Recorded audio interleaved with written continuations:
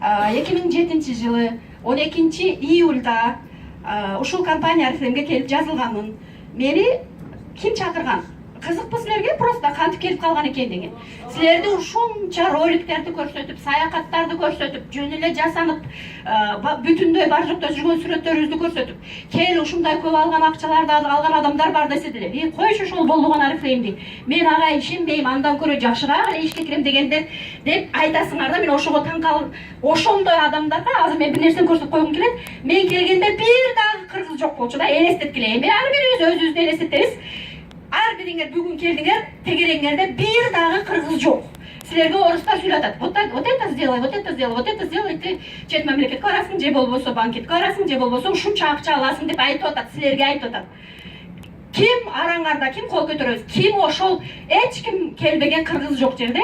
Мен ушуну сен аткарасың деп бир орус келип айтса, силер аткарат элеңер. Ким ошону аткармак? Кол көтөрөбүз. Молодцы. Бар экен 2-3 адамдар. Азамат, но не все. Турабы? Бардыгыбыз мынтип ойломокпуз да. Койчу, бул каяктагы мен каяктан бир четтен Москвага келип алып ушул орустардын ишинде, тем более бир чет мамлекеттин компаниясында мен көтөрүлө алмак белем деп ойломокпуз да, турабы? Ооба, ошон үчүн мен келгенмин, жазылганмын, мени чакырган адам мынтип чакырган.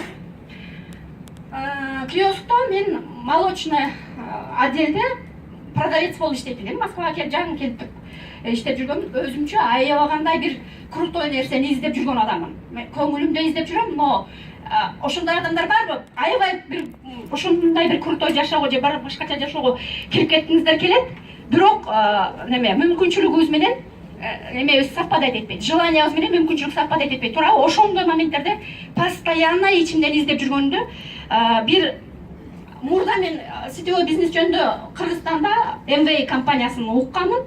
Ошол жерде да аябай жөн эле жан талашып иштеп кетким келген, Кыргызстанда деле. Бирок биринчи МВди уккандар барбы? Биринчи не деп коет эле? Стартовый акча.